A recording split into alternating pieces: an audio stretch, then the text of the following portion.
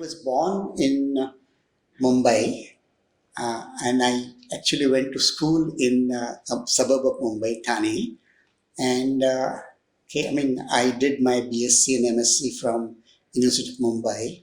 And immediately after my MSc, I went abroad and I studied at MIT, Massachusetts Institute of Technology, for 4 years, where I got my doctorate.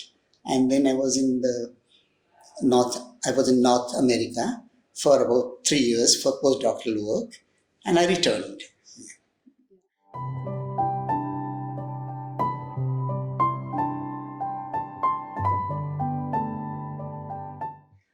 I didn't really have the ambition necessarily to go abroad or so, but I had a teacher in my college.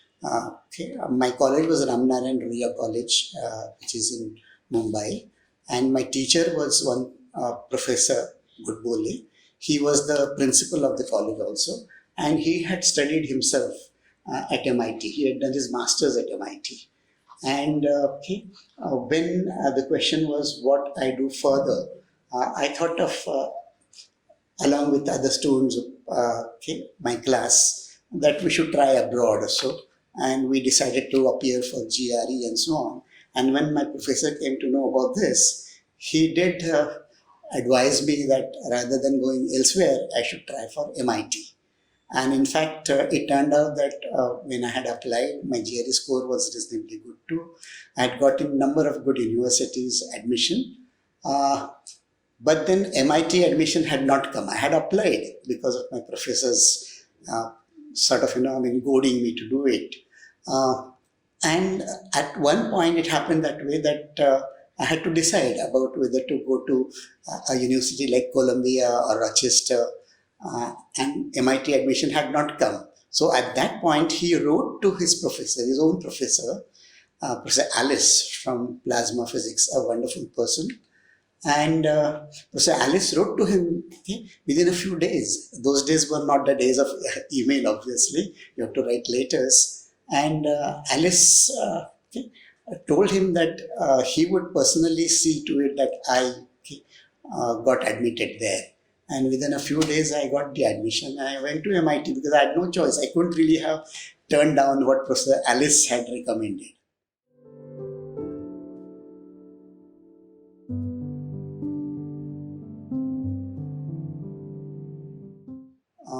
My doctoral work, basically, see what happens here.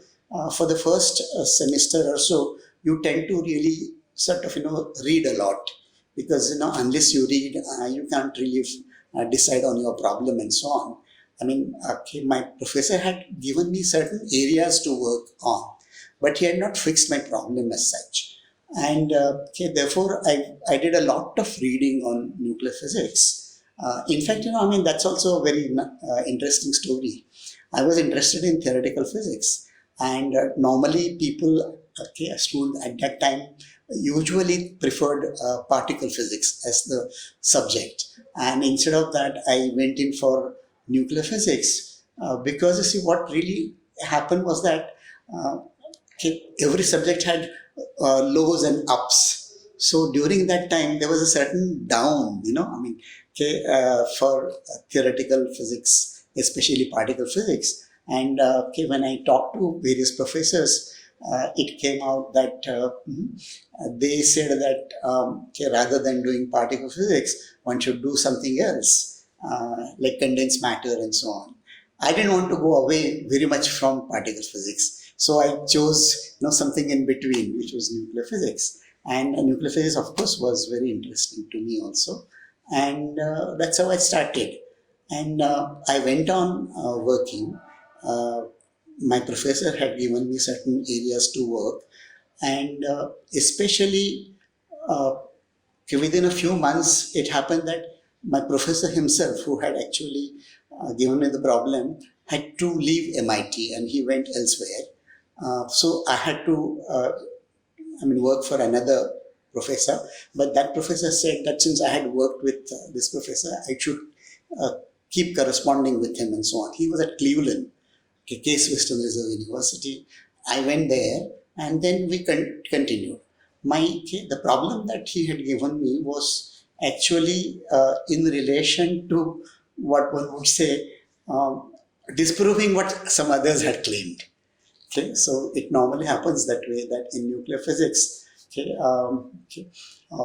the interest at that point was, you should really look at what is the interaction between, say, a neutron and a proton, or a proton and a proton, or a neutron and neutron. And starting with that, you should try to put in that as an input for understanding the structure of a whole nucleus. The nucleus is like a sort of many nucleon or a many body problem. So what happens is that in order to understand what these many bodies are doing with each other, the basic input is what the interaction between two nucleons is. And my work was actually putting in such an interaction and coming up with not the detailed structure, because that was too complicated at that point, but to look at what would be the spectrum of various levels.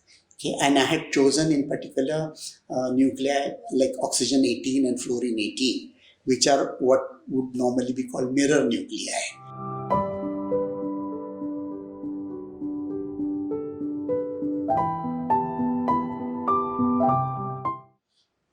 What was important, I believe, at a place like MIT was the overall atmosphere.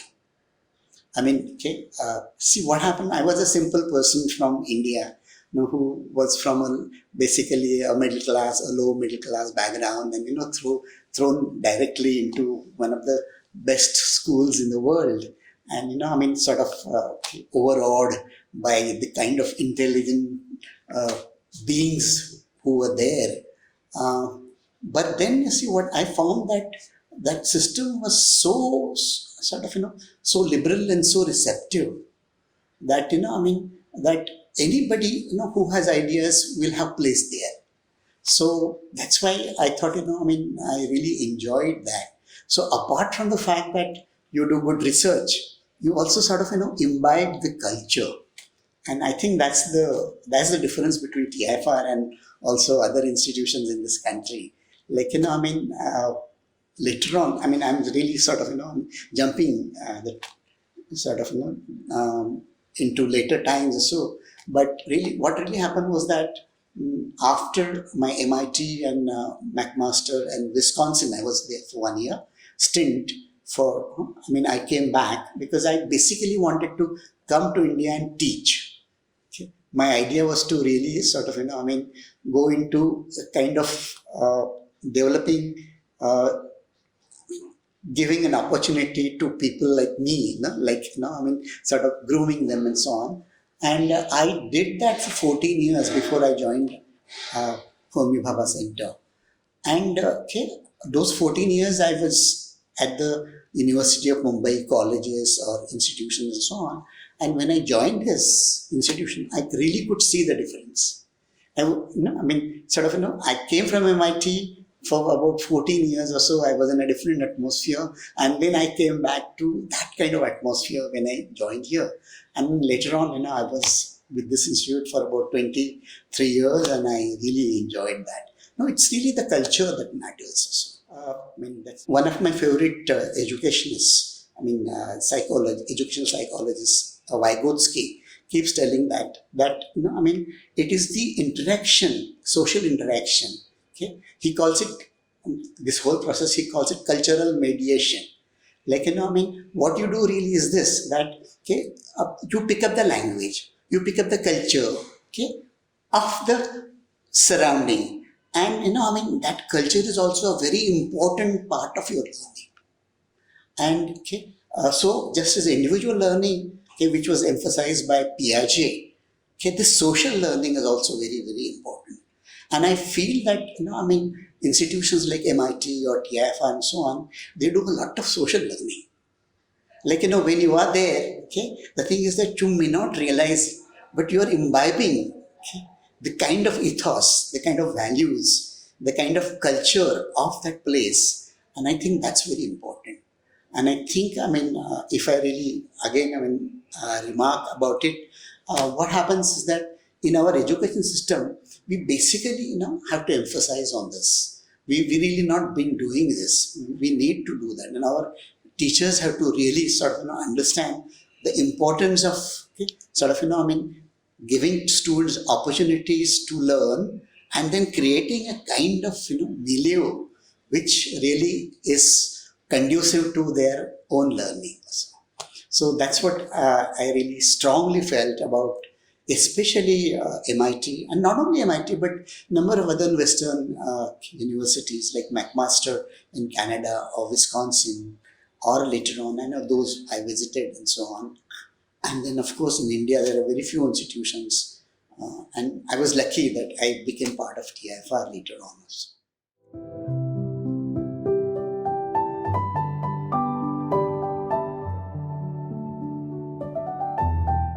Well, let me say simply that my expectation was basically, I would teach.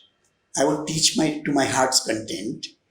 And in that process, I would generate a kind of student group which would really be ready to experiment in science in general, and build up at Rio College a kind of postgraduate school or so. Because when I joined that college, even in 1975, there was an idea of the college becoming autonomous, which it didn't do. For 35 years it went on. And they wanted to sort of start a school, a postgraduate studies school. So, and they wanted me to do it. And unfortunately, that didn't happen. But I really immensely enjoyed my teaching, because the students were very, very interested. And then I think somebody like me who basically wanted right from the childhood to be a teacher had a nice experience there.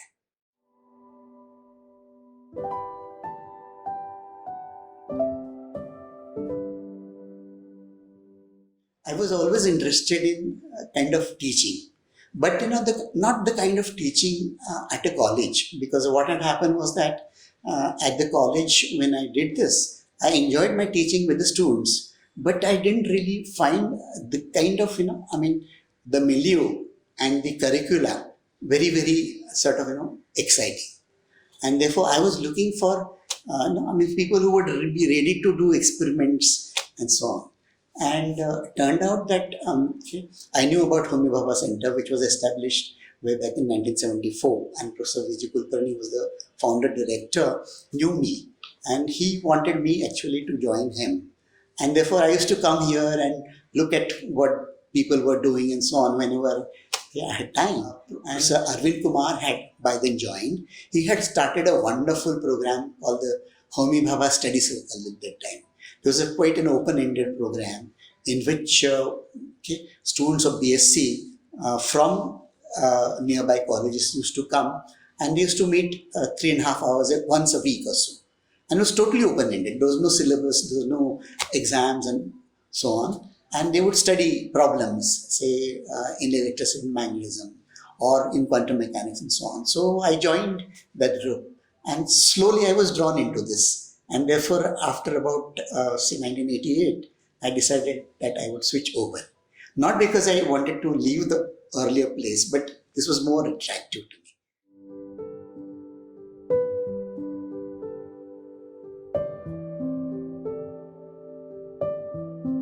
At HBCSE, one was, of course, this study circle.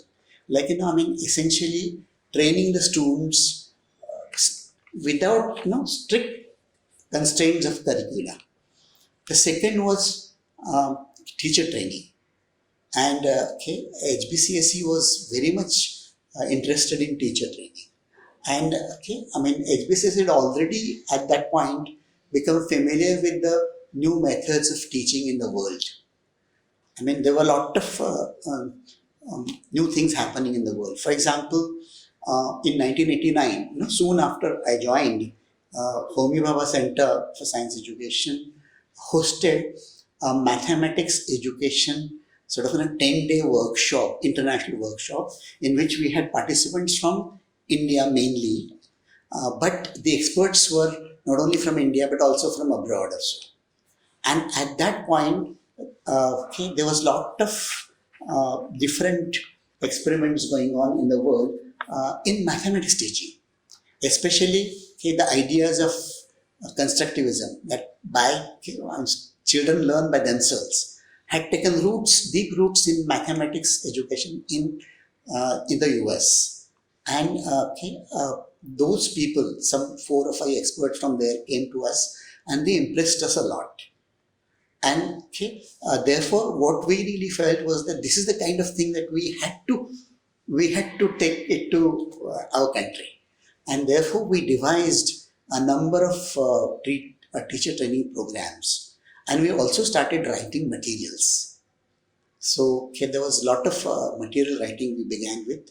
For example, Professor Arvind Kumar, myself and 2 other colleagues, we wrote in Marathi 4 books on remedial mathematics in the early 89 to 92, in that period and so on.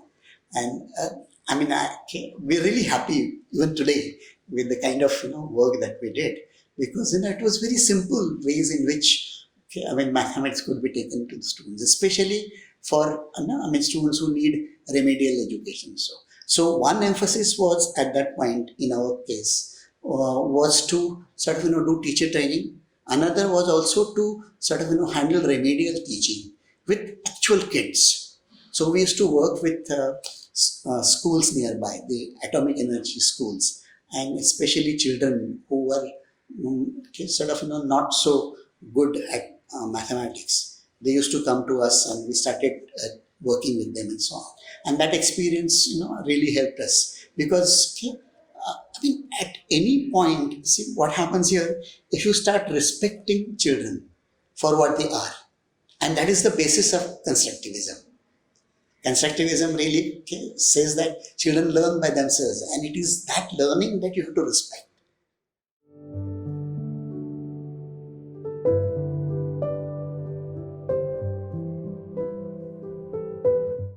As you might know, there's a lot of, not only just, the cognitive aspect, like the subject aspect, there's also the psychological aspect of, how you deal with children.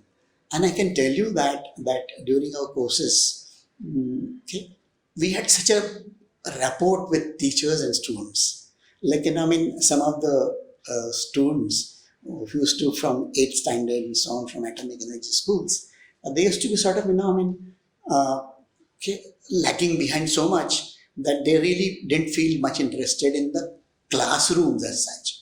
But when they came here, they were happy with us, we were happy with them. And one of the nice things that I came across from one of the students, we asked them, not me actually, somebody else did that for us. What do you like here? So a wonderful answer. That child said, and it was a girl, that, sir, there is no partiality here.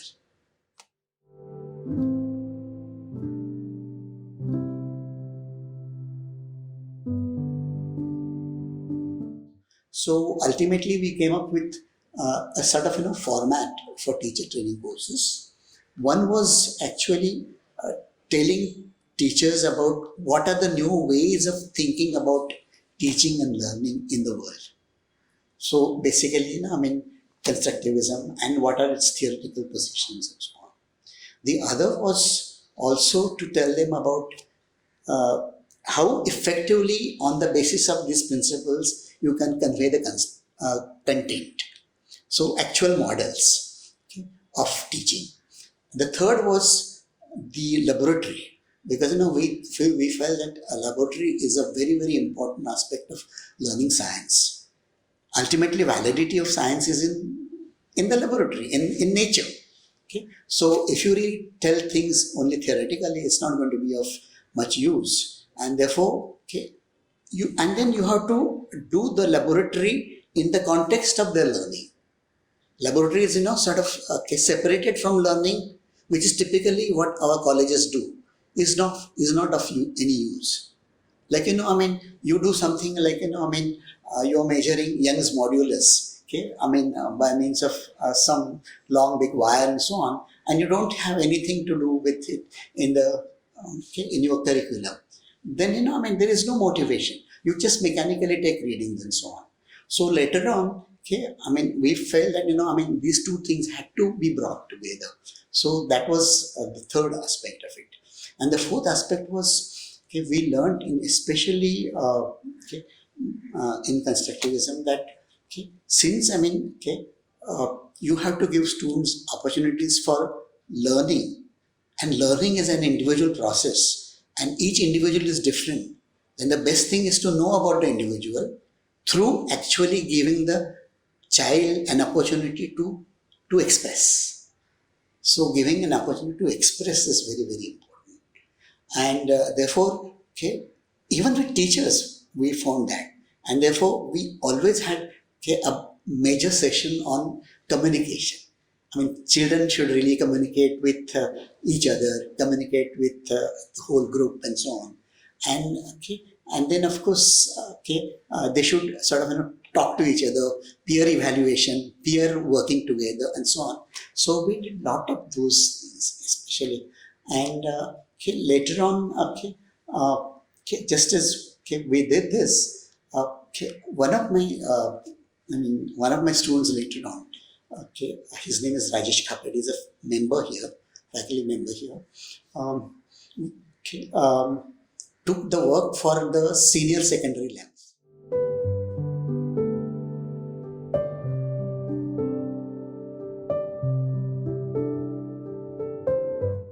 Even when you want to do an experiment, how do you devise the experiment? How do you design the experiment? What is the objective of that experiment first? And then in order to see that the objective is realized through that experiment, how do you actually design the experiment? What are the kinds of sort of instruments you will use? What kind of readings will you take? What kind of representation of the data will you have? All such things are very important.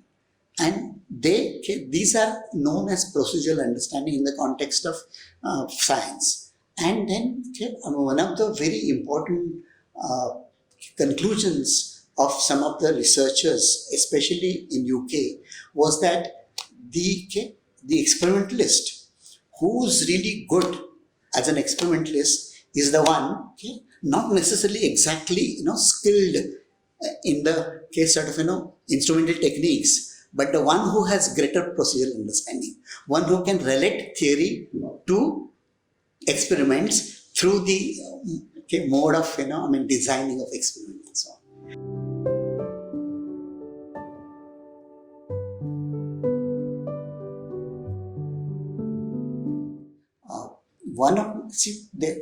At that time, it was prestigious for a school to have some students in the merit list, because the schools would be really sort of recognized for that. And therefore, one of my teachers specialized in guiding students. So he had called me because my earlier record was very good. So I used to go to him practically twice or thrice every week or so. He was a teacher of Sanskrit and English, but he would manage to sort of get my work done in other subjects also. So I would go to him.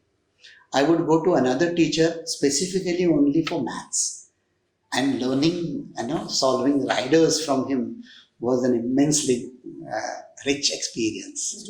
There was a third teacher who was such a wonderful teacher of languages, English and Marathi, that he would ask us to read things and so on.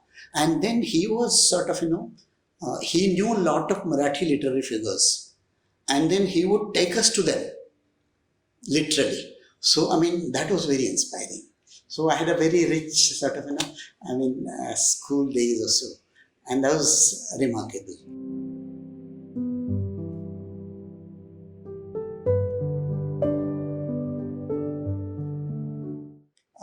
My parents did not understand what I did, but they were definitely so positive and so proud of me. A small family, and as a result of that, see what happens, there's a cultural difference. My brother, 2 years younger than I, he was doing medicine. He went abroad. He is settled in the US now. So that happens that way, that it's not only the positive effect on the family, but also on the surroundings. Like, my neighborhood also. Like, I lived in a very, very sort of, low income neighborhood. But I can tell you that from that neighborhood over the years, so many people have done so well. My father, especially, I think, was there always, like a sounding board. Like, he would not sort of, expect from me anything. And yet, at the same time, he would definitely tell me that I was on the right path or not. So that is very important. I think such things in life are very, very important.